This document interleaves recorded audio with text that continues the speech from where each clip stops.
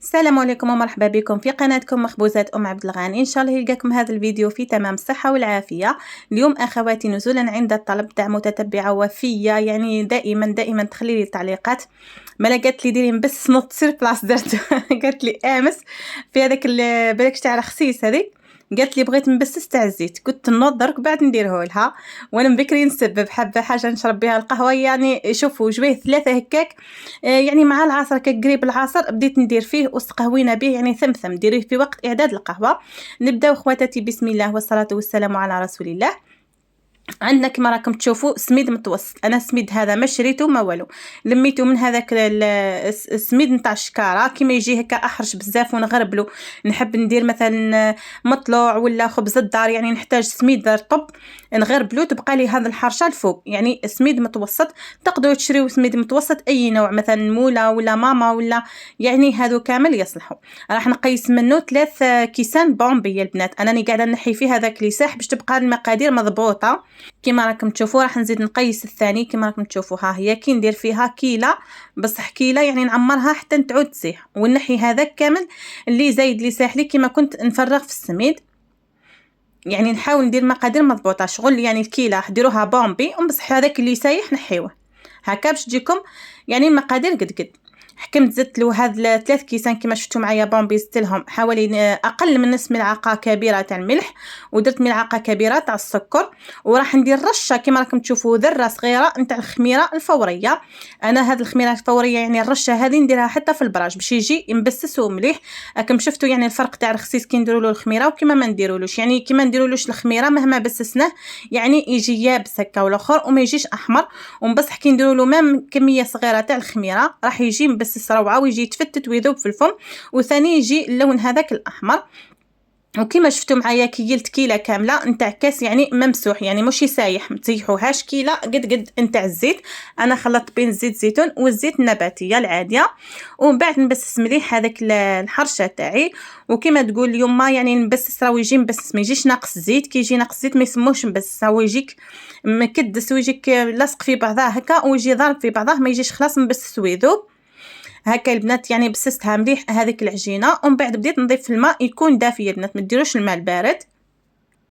انا دات لي كاس كامل، شوفوا راني ندير بشويه وخليت كميه يعني من بعد ضفتها، يعني راكم يبان لكم راهو طري بزاف ولا اخر بصح يخدعكم، بعد راهو يشرب ويعود يتفتت لكم بزاف في الطاجين. يسمى لازم نتوما واش ديروا تشمخوه كيما هكا، كي توصلوا لهذه الدرجه مثلا تشوفي يبان لك وتشمخ بزاف. شوفوا كيفاش تشمخ ولا طري بزاف. انا راح نخليه يرتاح، وهو من الاحسن تخليوه يرتاح، يعني اي عجينه خليوها ترتاح احسن.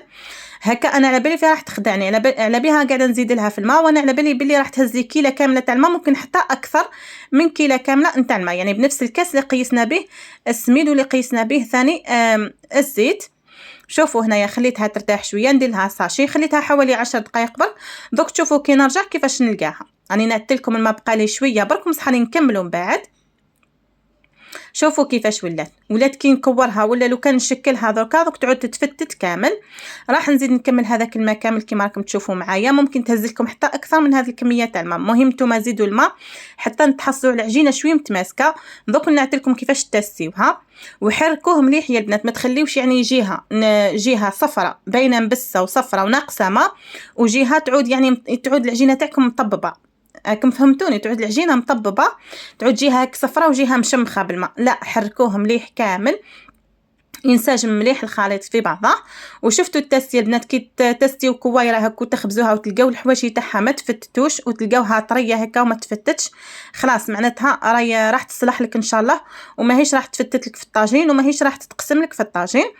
دركا طريقه التشكيل يا البنات، انا جبت هذا العجينه تاعي حليتها كما راكم تشوفوا، السمك تاعها يكون شويه من اكبر من الرخسيس، ما ديروهاش يعني كي رخسيس رقيقه، وما ديروهاش يعني خشينه بزاف، لا خاطر تقعد نيه من الداخل كي ديروها خشينه بزاف، يعني نقولوا هكاك حوالي سنتيمتر فاصل 2 هكاك في الخشن تاعها، يعني ماشي اكثر من هكا، يعني ديروها شوي برك خشينه على الرخسيس فقط باش يجيكم البسس تاعكم يعني طايب مليح حتى من الداخل ما يقعدش ني. هنا كما راكم تشوفوا هاني طرحتها مليح وخليتها تزيد ترتاح، درت لها الساشي.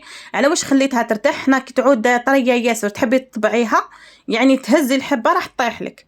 ومن بصح كي تخليها ترتاح حزت تماسك في بعضها، يعني كي تطبعيها راح تقعد متماسكه، يعني تقعد لك الحبه كيما راهي وما تطيحلكش. يعني انا جبت هذا المول اللي راكم تشوفوا معايا، الطول تاعو راهو 10 سنتيمتر والعرض تاعو حوالي يعني 6 سنتيمتر هكاك، ولا ما قيست العرض تاعو. مهم هو في الطول راهو 10، ماشي قد هذاك تاع الصابلي، هذا راهو كبير يعني مول كبير. انا شيتو مع الدائري هذاك اللي درت لكم به المره اللي فاتت الميني كيك، السما شيتهم مع بعضهم كبار شويه، يصلحوا هكا للكيك، يصلحوا المبسس المقلي ولا هذا تاع الطاجين، يعني حاجه تعود كبيره بزاف.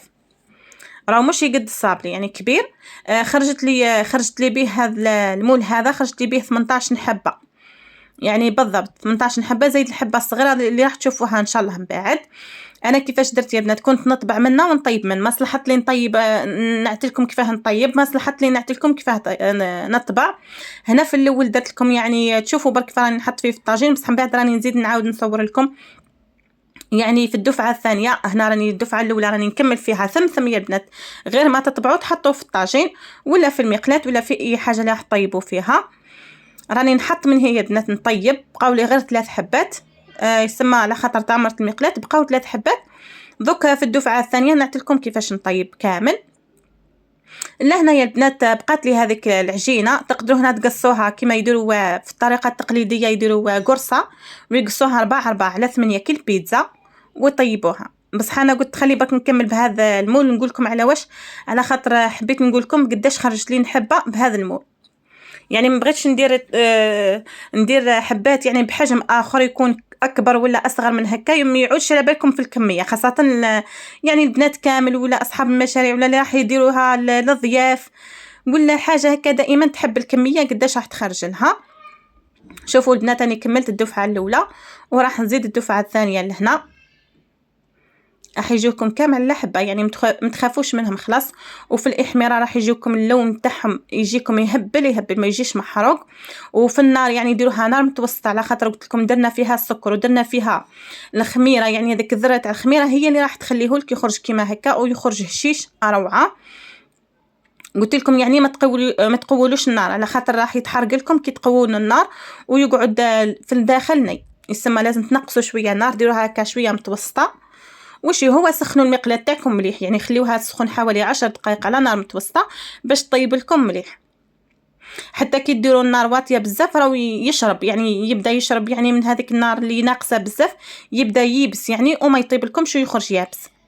هنا البنات قلت لكم بقات لي العجينه هذيك الاخرى درتها في هذا المول اللي يشبه الاخر كبير. شوفوا هذاك المول راهو تاع الصابلي، هذا صغير تاع الصابلي والاخر راهو كبير. العجينه اللي بقات شكلتها في هذا ومن بعد قدمتهم هكا مع حليبه بارده للاشاره فقط. حنايا عندنا المبسس هذا اللي تقولوا له نتوما المبسس حنا في الشرق ولا في بواقي بالضبط نقولوا له بوش قوف هذا عند شاويه نقولوا له بوش قوف.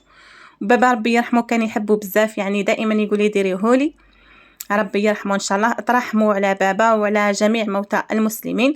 نتمنى اخواتاتي انها تكون عجبتكم هذه الوصفه وسيوها، خليوا لي جا تعليقاتكم الجميله والسلام.